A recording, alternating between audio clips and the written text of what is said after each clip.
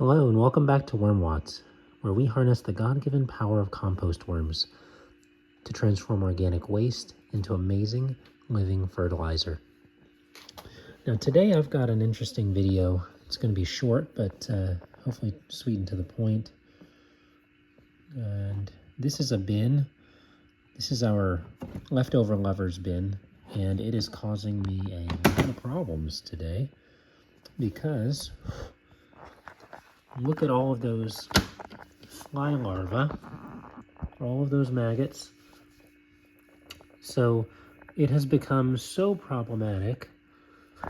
Goodness, it has become so problematic that I'm actually going to remove it to the outdoors until all of this can settle out, because we're having a major fly infestation and it's impacting our day-to-day lives. So instead of continuing to have our house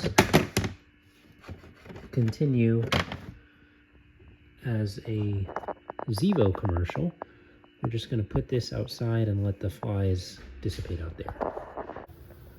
Sometimes you think you understand a concept, and then someone presents it in a different way that helps you to grasp it much better. And so one of the ways that I was able to kind of rethink or reframe the concept of overfeeding and feeding an appropriate amount was actually by diving into my experience with black soldier fly larvae. So many people who have done vermicomposting or vermiculture have run into black soldier fly larvae, and they're rather fascinating. And thankfully, they're a source that I'm able to keep around for much of the year to divert food scraps that are too plentiful for the worms to take care of. And so I've researched a little bit and found the ways to feed them without also boosting the pesky housefly and fruit fly populations around. And there are certain things that I can do that allow the black soldier fly larvae to outcompete these other pesky flies. And so when I considered the aspect of outcompeting with worms, this is what I thought of. So when I heard someone mention that really you're trying to feed so that the worms can outcompete the pests, I thought to the black soldier flies and the black soldier fly larvae. So here is a bin that I have. You can see some of the black soldier fly larvae there. And I actually have some food scraps here with me. This little tray of food scraps from our kitchen. Again, it's too much for me to feed to the worms because I already have a fair bit of backstock for them. So I'm just going to go ahead and give this to the black soldier fly larvae. And I just put it on top here, just like that. But I actually do take some precautions to make sure that the black soldier flies are at the advantage and are able to eat this food. So I've laid out all of the food, and one of the things that's kind of similar to the worm bin is that usually with the black soldier flies, you might bury the food waste. In my case, because I have an established population below the surface, I just cover it. So I just use this little bag here, and they don't need much at this point because they are an established group of black soldier flies, or black soldier fly larvae. But I just set this over the top, and by doing that, again, kind of similar to what we do with worms, it provides them the advantage that they need. They prefer dark conditions, and so again, I have a lid as well that I put over the top of it. But they also, they do not lay their eggs directly on the food scraps like pest flies do. Instead, black soldier flies lay their eggs near the food scraps, usually on something like cardboard or wood that's nearby, and then the larvae migrate to the food. So in my experience, just this light cover has provided enough shade and shelter for the black soldier flies to take full advantage and to outcompete other flies. So there are no, I don't really have house flies and fruit flies roaming around here because the black soldier flies have been able to dominate and outcompete the other flies. And so understanding that, I think I have a better understanding now of what I'm trying to do with my feedings with the worm bin. It's not just about, so to a certain degree it is about quantity. You want to add a quantity that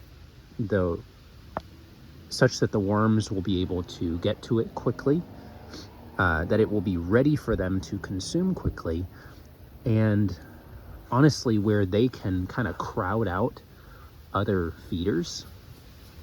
So if you've seen pictures of worm balls, I think those are really pictures of worms really crowding out a food source and going to town on it. And so we want our food source to be ready for the worms, accessible to them, and that's what the idea of outcompeting helps to communicate, and that's something that I did not understand previously.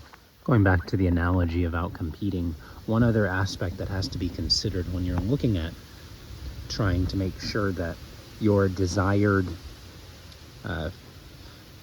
livestock, if you will, is the one taking the advantage, is the size of your herd or colony or whatever you have. So in this case, I have, probably a few hundred black soldier fly larvae in there. And the size of the feeding that I gave them in the small tray that you just saw is not going to overwhelm that size of colony, or that size of a group. Whereas if, since we're in hunting season at this point, if an entire deer were laying on the side of the road, it would be very difficult for the black soldier flies in here, the few hundred that I have, to outcompete flies, opportunistic flies that might come by and also want to eat of the deer. So I would probably end up with fruit flies and probably other, not fruit flies, house flies and other scavengers seeking to consume the carcass of the deer. So that's something to consider. And honestly, this whole concept of outcompeting and trying to set up a specific desired group to outcompete others is also found in fermentation, right? So when you're going to ferment something, you try to make the conditions such that your desired microbes will be able to outcompete their competitors. So we see this idea of competition and outcompeting throughout creation, throughout what God has made. And so in this specific context here, and some of the examples that we have, it provides a better framework for understanding how to make that work in the worm bin. So if we're desiring worms to be the ones out competing, we need to consider their population size. We need to consider how much food we're feeding them relative to their population size. And we need to make sure that the food is ready and prepared for them such that they're able to get into it quickly and make quick work of it before other opportunistic critters start doing their God given purpose, which is to help break this stuff down. So thanks for listening to the things that I've learned. That's what I've learned so far, and that's really helped me to reframe how I think about feeding and how I battle the overfeeding problem, because I thought I understood and clearly I did not. On the theme of outcompeting, I'd like to show you the black soldier fly larvae a couple hours after we fed them. And you can see just how many there are, and they are easily crowding out anything else that would be interested in it. Now, obviously there are some ants that are deterred by nothing, but they're probably not going to get much because the black soldier fly larvae have a good strong hold on the food there. So neat to see, and that's kind of what we want our worms to do, is to crowd out the others so that they can dominate in the bin.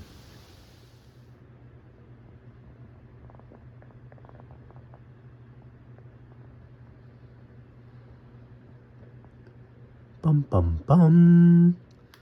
Now today I thought that we would be able to open up this leftover levers bin and continue with what we were doing, but alas, we've got another swarm of fruit fly maggots everywhere. So, with that being the case, I'm going to set this back outside and wait for it yet again to dissipate, so that you can see how thorough a takeover they have.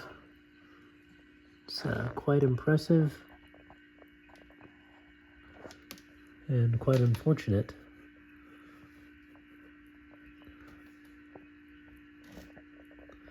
But I am definitely learning my lesson with regard to overfeeding the bin.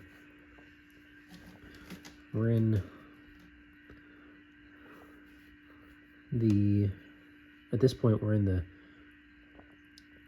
3rd week of October and still got maggots all over. Even in the actual bedding,